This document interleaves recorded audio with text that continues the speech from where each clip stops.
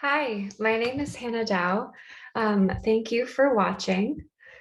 I am the author of a book of poems called Rosarium, and the word Rosarium means both rosary and rose garden, and the title brings together a lot of the themes that I explore in that manuscript, which include growth and domestication and ideas about faith and doubt and truly the test of faith that it is to be a human being walking this planet. I grew up in New Hampshire and have since lived for short periods of time in Pennsylvania, California, Mississippi, and currently Arkansas. And as such, I've really come to appreciate the diversity of landscapes and people and the ways that communities are formed and organized. My current manuscript of poems explores the relationships between family. It's a little bit more personal, relationships between parents and children, namely between mothers and their daughters. It also involves a sequence of poems that are connected, and the title of those poems begins with "My mother tries to teach me something, fill in the blank." And I'm going to read a few of those for you, as well as a few poems from my first manuscript. And one thing that might be helpful to know, but maybe will be obvious, is that the speaker in the My Mother poems is addressing the mother as a you. I was asked the question, why do I enjoy poetry? And something I've been thinking a lot about lately, and talking about with my own students, is that poetry is more than what the words themselves mean. And I think a lot of people seem to have difficulty understanding poetry because they are taught or else are looking for what the poem means, right? And maybe we become frustrated or confused because it doesn't reveal itself to us on first reading. But I think I've really come to enjoy poetry for everything that it is. And it's taken me some time to do that, but I think we can't read a poem the way that we read anything else, because a poem offers us so much more than what the words are saying, right? A poem offers us something sensory or bodily. Or I read poetry to feel language, to feel sound, to be moved by meter, and to feel those things move within my body. And even though poems, of course, are made up of words, poetry offers us something so much more than meaning. So I think that's, at least today, that is one of the many reasons why I enjoy poetry. So the first poem I'm going to read is about bodies, and it is called "My Mother Tries to Teach Me About the Body." The first time I uncover a horseshoe crab in the sand, I study its spiny turtle shell and the long point of what is probably not its tail. When Timmy picks it up, revealing its complex underside, the legs and gills, I run away, shrieking. I learn about the body the first time a bee nearly stings me, that if I hold very, very still, I can almost make myself invisible. I learn about the body when a toddler stumbles into your car, leg pinched by the claw of your tire. The boy is fine, but you have nightmares about his bruises for years. I learned that a bruise is just the body's way of keeping everything inside. In my nightmares, my classmates watch me showering or changing clothes. They laugh at all my mismatched parts while I learn to pinch my body for acne, fat, learn to hate my body in a swimsuit, in clothes, the sudden blood. I learned that horseshoe crabs are evolutionary marvels harvested to identify contamination within medical supplies. I learned most, but not all, survive their bleeding, how this makes females too exhausted to reproduce. The milky blueness of their blood is something I would like to have. I know this the same way I know there is a danger that lives in my body, and I am the only one who cannot see it. My mother tries to teach me about cars. If a man offers to help you carry something heavy to your car, flex your biceps and say, no thanks. If a man pulls up next to you in his car and gives you a thumbs up, a holler, a compliment, a grunt, flip him the bird and keep running. If a man pulls up next to you in his car, pants unzipped and hand jouncing, fly like a bird in the other direction. If a man asks for directions, tell him to get lost. If a man asks you to smile, bare your teeth. If a man does not ask, if a man demands, if a man uses his hands to demand, if it is too late to run, to fly, to speak, to bear, be a wrench against his mouth. My mother tries to teach me how to pray. When I fold my hands together, I do not think of my childhood bedtime ritual, doubling my small body under yours to kneel where you were kneeling, to ask the Lord that we might live another day. When I fold my hands together, I do not think of you, but of an almost lover who folded sheets of paper into birds. Dear dove, he'd say, kneeling beside me as I closed my eyes to stars and let him bend me into the poems he tucked inside his pocket. Unlike other mothers, you never asked me to close my eyes when I prayed. Even then, you must have known the fear I had, not of darkness, but of sudden light, the knowledge that everything is made to disappear. When I kneel, I think of begging for my life. I have learned to call this prayer. My mother tries to teach me about faith. 1. You begin with the story of Saint Eulalia, a girl not unlike me, slow to speak and tortured by her own convictions. I tell you, I would give anything to summon a snowstorm when I feel afraid, or a dove to fly from my mouth, because silence is never enough. 2. You begin with the story of the disciples, how when they felt a heavy wind toss the water beneath their boat, they called out to Jesus to save them, but when they saw him walking toward them on the water, in their fear, they mistook him for a ghost. I tell you, a ghost comes to visit me at night, a ghost whose name sounds like bird song, like the wind when it turns itself over water. 3. You begin with the story of the mustard seed, how anyone with just a speck of belief could tell a mountain to move, and it would. I tell you, this is called fault block, that the mountains are moving all around us, whether we tell them to or not. 4. I begin this poem by mistyping the word faith, which without its last letter means fact. I have heard so many stories that I have lost the fine thread of Eulalia's golden hair, the shadow of the ghost, the single mustard seed before it even has the chance to slip through my fingers. 5. I want to begin with the story of yesterday, how I saw a Western grebe walk across a lake, silently, with the confidence of a God who does not believe in winter, even as snow began to fall around us like the words I could never summon on my own.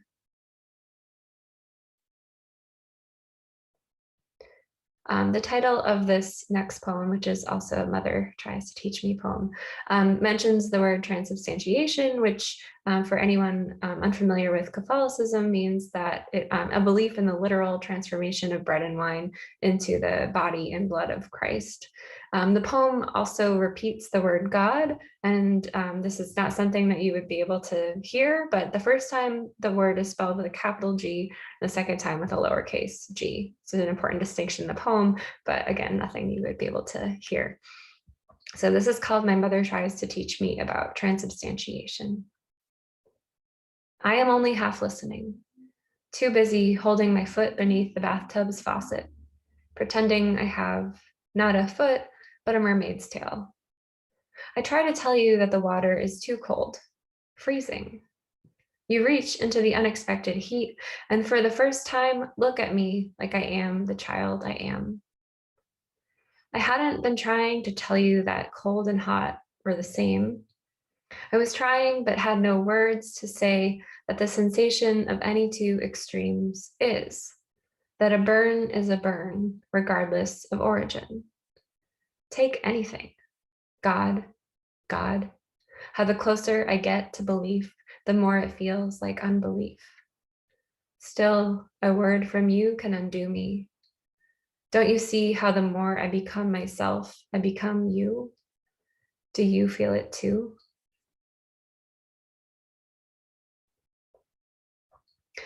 I have a lot of poems about gardening, and I don't like gardening. I've never had patience for it, which is kind of what this next poem is about. But I definitely have a fondness and a fascination for the natural world, and also for gardens. I love gardens. I love other people's flowers. I just don't ever envision myself becoming one of those people. Although, yeah, maybe I'll change. I hope I do. This next poem is My Mother Tries to Teach Me How to Garden. On Saturdays, we knelt too. I watched you make holes in the unforgiving New England dirt, then fill them with the seeds you carried like communion. I heard you pray for cooperative weather, then confess you were not a patient woman. This must be why I first confused impatience with hurrying, with impulsive. Unsurprisingly, the root of impatience does not wait. The seed pods burst open if touched. The root of garden is enclosure, and in this way I became like you, leaving home before the first nodding buds of spring. I never busied my hands with beauty. Instead, I taught myself to see the fastened slip stitch of a flower's anther to filament, the ghost apple suspended long after the ice storm departs. Here in this small southern town, so far from anything I call home, a whole grove flourishes within an abandoned building, restless, like a greenhouse that has shaken off its glass. Okay, this is the last of the mother poems, and then I'll read some different stuff. Fever Dream, or My Mother Tries to Teach Me About Love. I awake in the cold orbit of what my body has made, and I'm a child again, sleepless beneath a fever that clings to me like air. And you're lifting me out of the bed and into the car, and I'm lucid with the stories you're telling me, or just dreaming my own memories. A car seat sliding around the back seat of the Pinto you call old girl, my arm busting through a coat sleeve and coming loose as you pull it through, feeling the air you make in your rush to where I've fallen on the ice rink and the blade of your skate as it cleaves my finger. You've never told me about the time you left, why you came back. I know love as a kind of violence, a threatening grammar, how a mother must love in spite of her body. Okay, so fast forward to a little bit more into the future. I wrote this next poem after staying in a really stylish apartment in Portland, Oregon. And I'm always so jealous when people have very good decorating taste, just like I'm jealous of people's gardens. And similarly, I have really no concept of how to make that happen. So if you have any decorating advice, I'd really appreciate it. So this next poem is called Realizations While Staying in Other People's Apartments. It is not difficult to imagine that we could live here together with the hanging plants, Swedish soaps, strong water pressure. At this confession, you turn toward the wall's discerning arrangement of framed maps and suggest we try locating ourselves, our histories. There we are. I point to a shade of blue that could be heaven. This, a betrayal no less mundane than any of my others. What is heaven but another word for prison? The great gray mass of North America reminds me of places I think I will not travel, those which recall everything I know and do not know about you, us. The only thing I want to know right now is what use it will be after I have died, to look back on the map of my life and see how many times I was near to you and did not know it, all the ways we might have saved each other. So after I returned from that trip to Portland, I attempted to add some style to my apartment by buying a bunch of plants. And they looked nice for a while, but I don't really have a green thumb, so they slowly started to die. But I'm trying to keep this one alive behind me. This poem is called Cuttings. In Hebrew, my name means favor, grace, but I take more than I give. I idle the mornings long after you go, and I spend the day buying plants to purify the inside air. I choose ones with the most interesting names, the sharpest leaves. My life so far is not without its edges. I have learned to make myself dry to the touch and ask for things I do not need. Steady light, an unobstructed view. Evenings, I linger by the door until you come home. Promise that tomorrow I will try harder, will seed this barrenness, even if I have to split myself in two.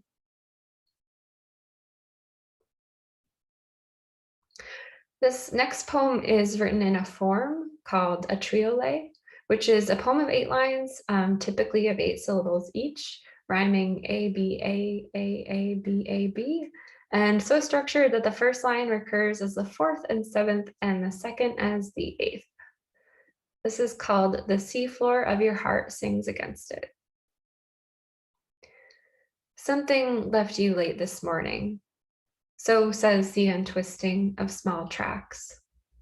Now you field note what you are learning, that whatever left you late this morning came to make a fossil of its warning. Yours is a loneliness that doubles back, like the animal that left you late this morning, and the twisting and untwisting of small tracks.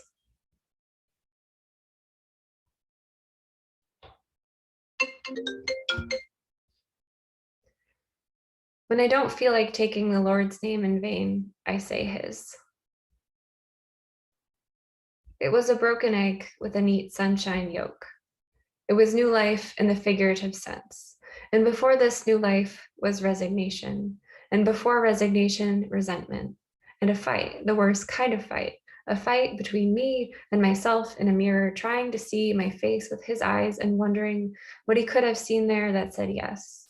An apology is not yes.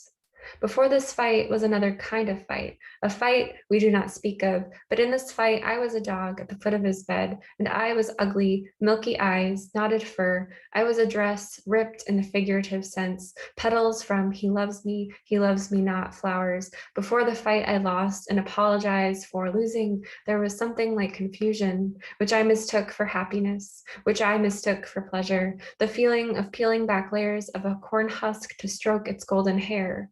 But this was ignorance, and before this was another kind of ignorance, the ignorance of his very existence, and what I remember of this I call silence.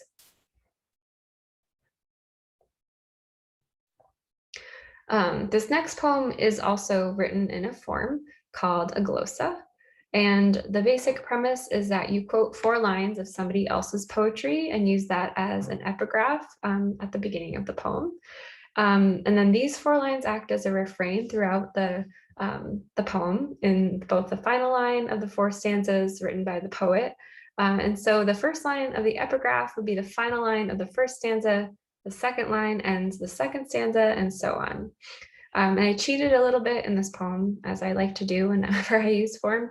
I use the first and second lines of the epigraph as the first lines of the first and second stanza, and the third and fourth lines as the first and last line of the last stanza. That's because I have a hard time writing long poems. It's supposed to be a 40-line poem, but I just find that really hard to do. I'm a very concise writer. I am not a maximalist, I'm more of a minimalist. So my poem is only 31 lines, which feels very long for me. So it ends up being 1 stanza short of what the form actually calls for. But anyway, this is called Bildungsroman. And the epigraph is from Eleanor Rand Wilner, Without Regret. And it goes, trumpets without tongues, we wove lilies into the baskets. When they asked us what we meant by these, we'd say, Mary, Mary, and be still. We lined the baskets on the sill. Trumpets without tongues, we wove lilies into the shoots of one another's hair. Light into dark into light, I'd never seen anything so splendid or straightforward. Your fingers moved with the unruly patience only a child can manage. And I remember how clean your palms were despite our digging, gathering, the way you folded stem over stem, the petals' fragile sheen into the baskets. When they asked us to come inside, we obeyed and left everything behind. When they looked away, we danced in the kitchen to your father's smoking songs. You lifted my hands to your shoulders, the shallow slope of your neck. Each time I glimpsed our reflection in the lofty windows, I knew we were each imagining the other into others. And if ever asked what we meant by these, we'd say, Mary, Mary, like the saint we wished, pretended to wish to be. When did I make myself the tragic one?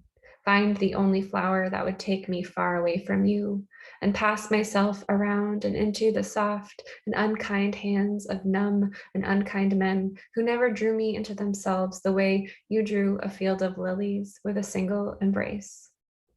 You taught me, like a trumpet, to hum and be still. We lined the baskets on the sill. April in Mississippi. This time of year, the light bends like I do, hungering for a more infinite, dazzling life. I'm trying to tell you about the way things are, how like anything, the magnolia blossoms into its own abbreviated life, that the same rain that makes it grow also drenches it to death. I'm trying to tell you that somehow the rain always finds the most vulnerable parts, that the act of clearing is a kind of violence, that to love it is to believe in the adequacy of lamplight and its brightness on your palms, to hold it like a word beneath your tongue. And this is the last poem that I will read for you. This poem uses an epigraph by Katie Sandwina, who was a circus performer in the early 20th century. She could lift 300 pounds above her head. She could also lift her husband overhead with one hand. This poem's a love poem that I wrote as a persona poem. So I was imagining what a love poem from her point of view might look like if she had written one. So this is called Love Poem with Iron and Stone. And the epigraph goes, what shall I say? Men are like air to me. You can't live without them. Every now and then I breathe good fresh air, you know. You've been thinking about what love is. Not the kind that lifts a man high above your head. Not the kind that throws him, spins him like a rifle in your drill sergeant routine, that bends him willingly as iron in your hands, the fire you give him so hot it leaves you cold as the stone you're made of. When it's over, you pull him into the arc of your body, almost enough to make him disappear. You've been thinking that love is a way of forgetting, bending a shape into an unfamiliar shape, breaking the links of a chain. That love is the bridge you make of yourself when you hear, love is stronger than anything, because you know that you and you alone can endure the weight of an army crossing the trust that is your body, without your heart, that muscle, giving way. Thank you so much for watching.